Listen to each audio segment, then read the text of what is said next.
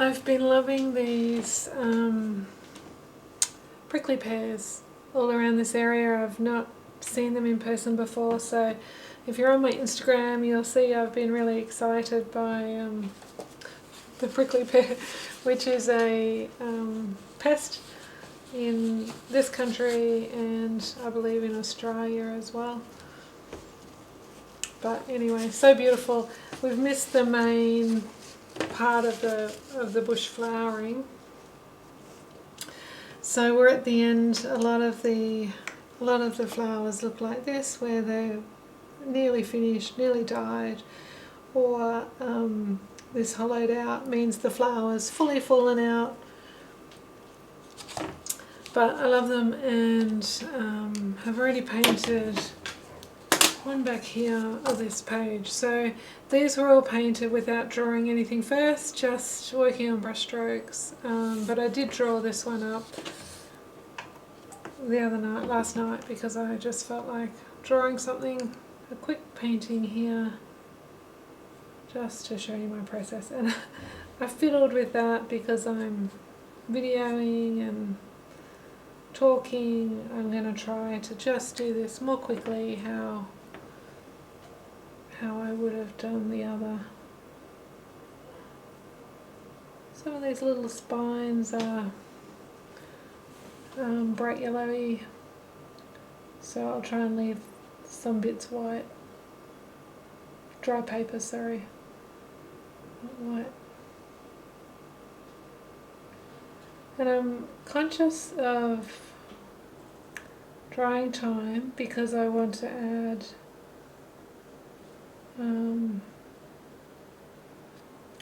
the depth into this before it dries. But I think I did say to you before, if you watched the other video, this Hahnemuhle paper is actually taking a little while to dry. But then other times I get cauliflowers, so I can't always work it out. But because I accidentally went up onto these, that's why I am filling them. This is just green gold, and now I want to get into my dark bluey green. So Indigo, Pyrolene, and I've just dropped a bit of hot glue gun string. So while that's damp, I wanted to come in with the bluey green, so that I get that natural shape that happens when it's dry. I would have rather not go over that spot of from earlier, but I've done it, so I won't try and correct it. It would have been a good place to stop beforehand. So these kind of come around here as well. There's shadow along there, but that's cast shadow and it has a strong shadow edge to it. So I will come back and reinforce that later when this is dry. But for me, putting as much of this change of tone in this first layer is really important, so that I get a lovely transition.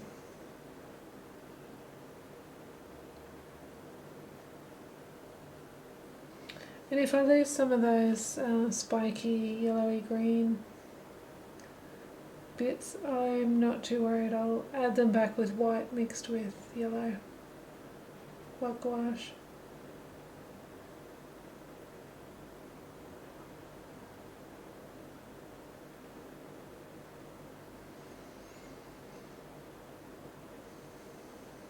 I went wider here than what I'd drawn, where it joins back in, so that means I've got to come wider at the top. If I want to remove that corner rather than go wide, I would do it with paper towel.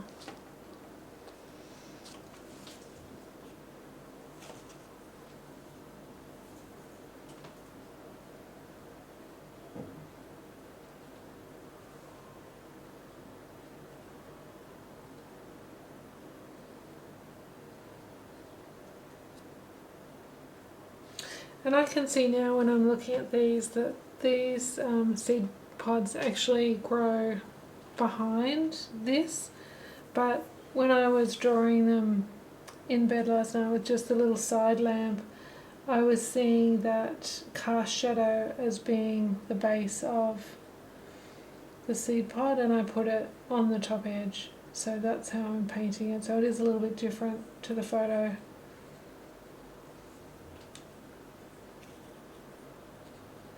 Just soften that out.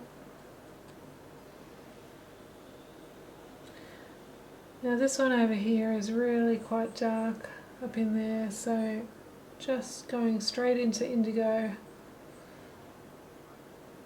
I think on these plants in particular, that blue green is really important. Now you can see that it's nearly dry here, so I've got a hard line on this side. So I'll show you in a minute how I'll fix that a little bit. This is darker here than what I put. And it kind of, the shadow comes across semicircular. And this one's really dark down the bottom. So I've got a few shapes there that need work. A few edges, sorry. So with my big weasel brush and nearly dry, I'm just going to soften. And you can see I'm cleaning my brush every couple of strokes with my fingers just to take the paint off. Otherwise all I'm doing is transferring more paint than what I intend.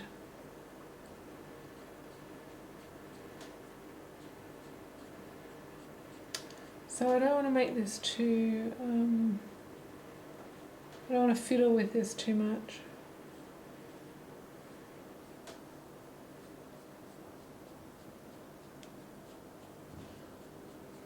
And make it too strokey. But you know what, my other option is I embrace the looseness of painting in a sketchbook and I just go back in really wet like that and create some cauliflowers. What I don't like though, if I'm doing this, is see now I create a more solid line there and the pigment all runs to that. So I've got to wet the other side of it as well. Let the pigment run up a little bit and soften it.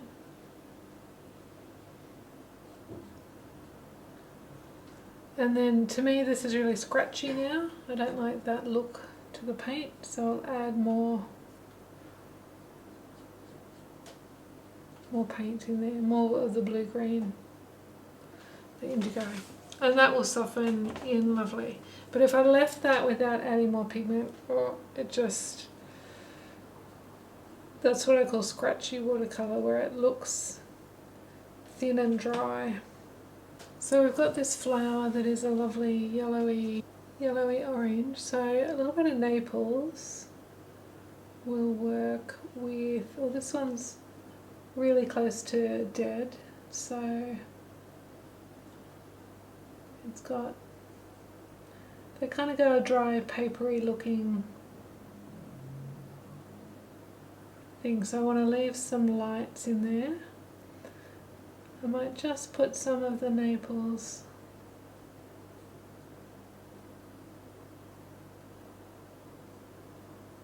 yellow is one of my favourite colours. Just put the Naples, and so now I'll mix a what do you call it? An apricot-y colour.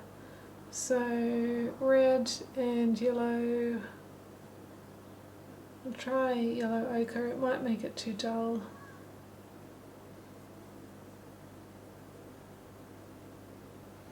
Let's see. It's not sort of orangey enough, so let's come back in with a little bit more Naples. It's not peachy enough, sorry, is what I'm thinking, it's too red.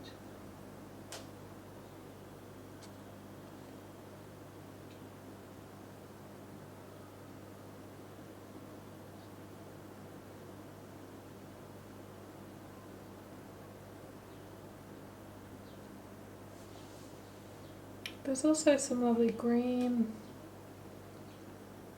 happening in through. And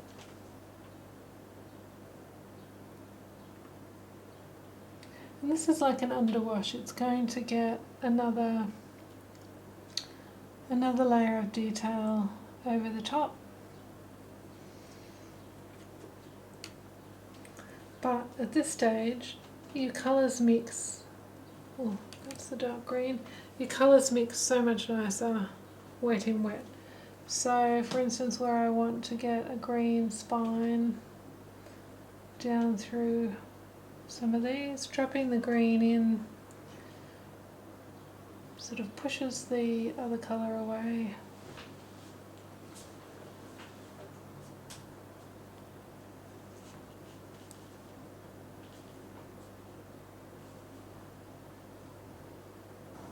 This one in particular, these little papery bits that the spikes are coming out of have a yellow ochre look.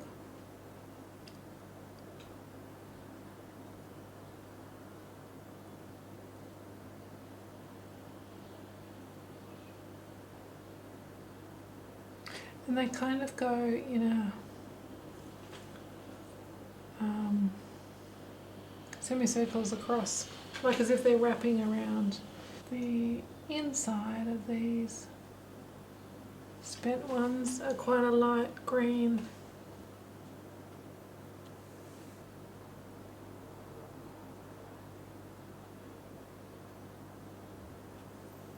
So you can see that's still quite wet.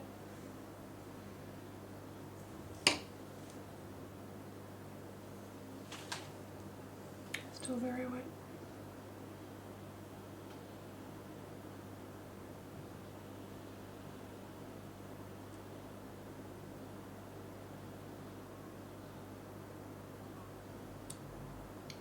These little darks are in shadow, so I don't mind that they're softening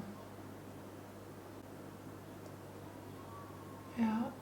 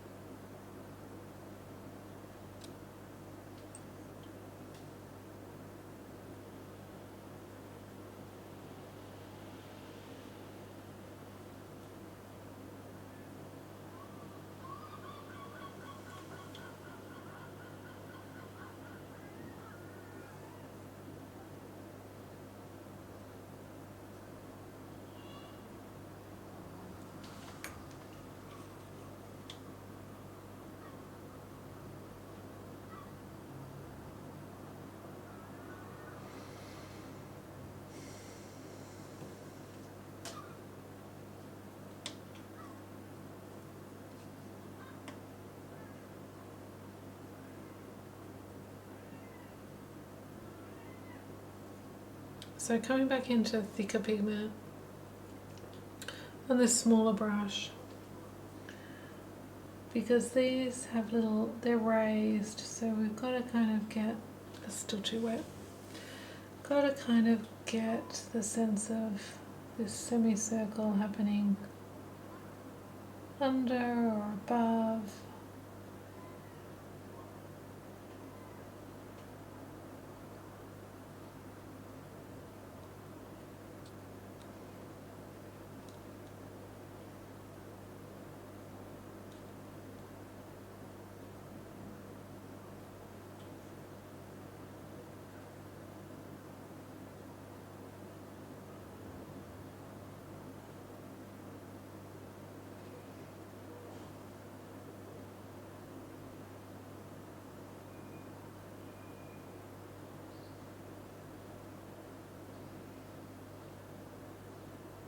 And I do think you always need a little mix of,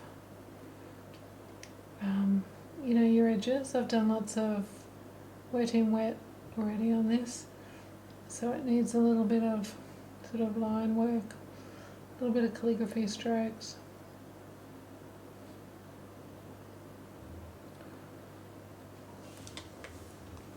To get these papery, three-dimensional sort of shapes happening.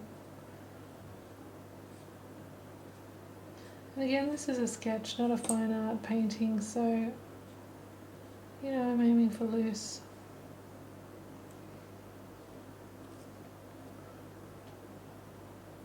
These spikes are really different to the other one I painted.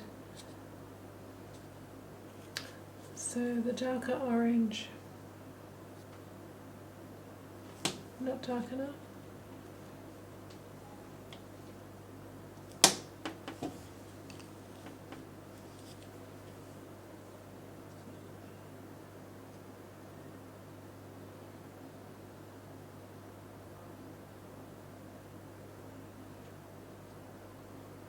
So I'm putting it sort of in the V's, and you'll see in a minute I'll clean my brush and I'll come back and I'll soften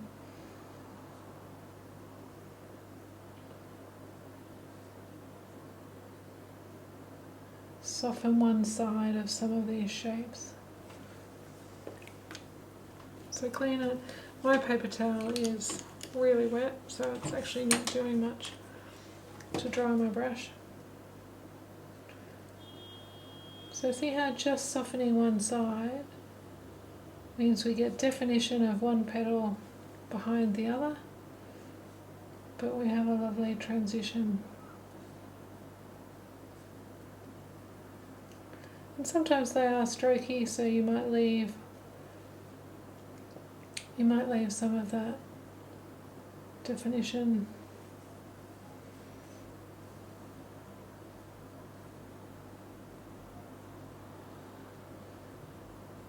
And I feel like in places they have a shadow, so I'll come back to my mauve to deepen. So see how that straight away sets that petal into the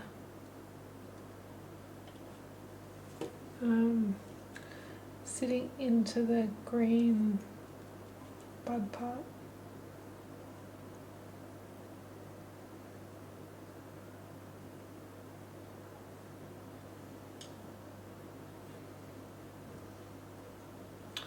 So back to the brighter colour. On this one there's not much bright,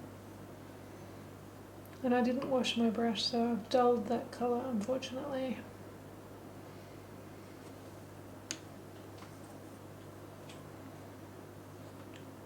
But it's in shadow on this side. And then some strokey.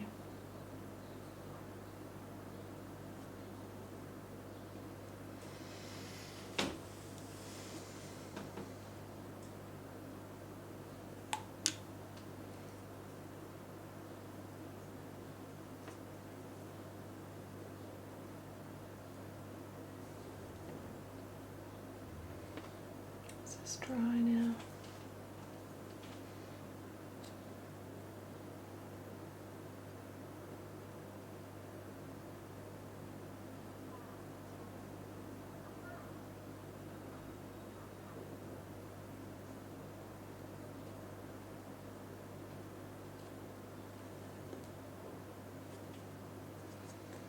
So this prong is basically white up here, but if I paint it white on the white paper you won't see it. These ones you'll see in white. But in actual fact, only the bit sticking out is white. So these parts are shadowed, so I'm going to use a little bit more lavender just in that dark spot that I've already put. And some of it was too wet, so you can see it's spreading too much. I'll come back with the dark.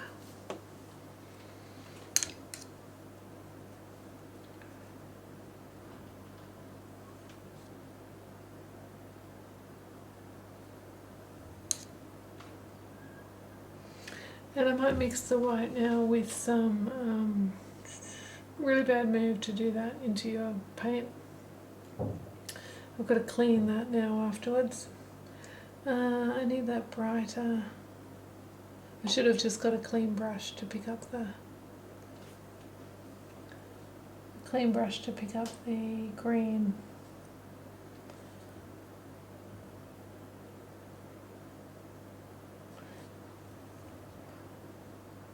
To a smaller brush.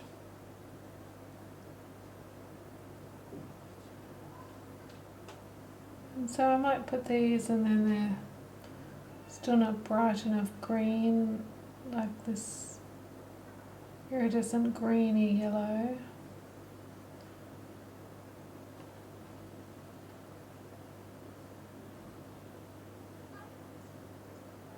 But I'm not really worried about that. If I want to, I can add some more white to make them brighter.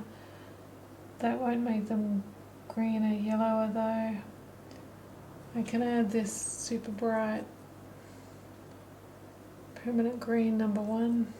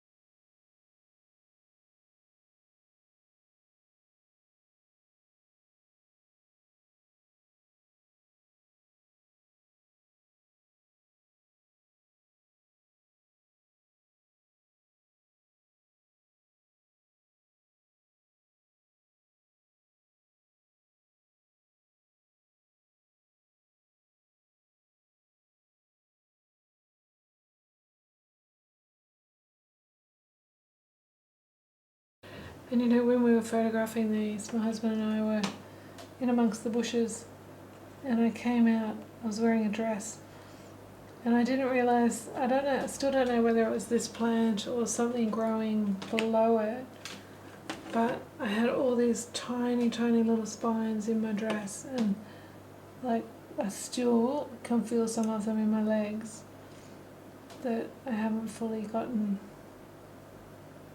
the spine out of, but they're very, very fine, hard to see, but they're all over my dress. But when I look at these, they're quite thick spines, where these were very, very tiny. See, it's still wet, so it's just spreading too much. If I wasn't painting this on a video, I would just like have a little drink, wait for that to dry a little bit more.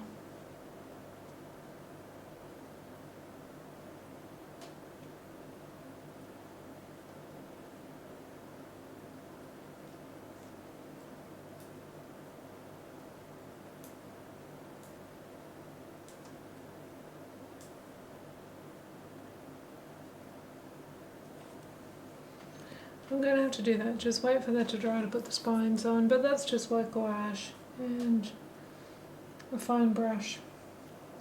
Where they're in shade though, I use lavender, because lavender looks like white in the shade.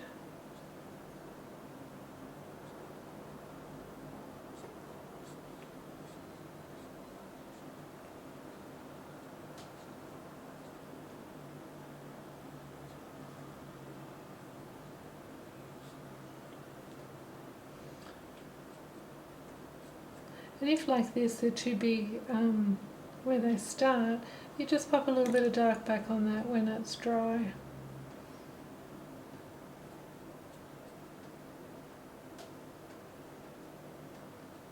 I'm missing something sort of here. They seem to have two or three coming out of them.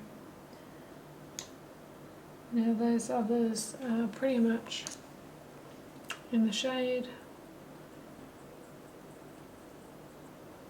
So lavender.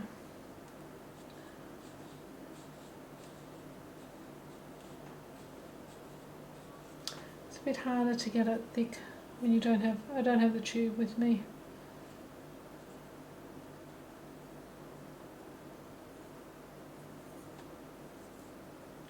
But again, if that's too thick, I'll go back in and push it shorter with some dark. But what is important, say for instance this one, it then has a shadow of the spikes because they're on the sunlit, like this one as well. They're on this sunlit part of the cactus, so they cast a shadow. And it just blends into the other shadow, or it would bend around the corner a little bit. But I'll go back and just work this area a little bit more and darken in around some of these shadow areas.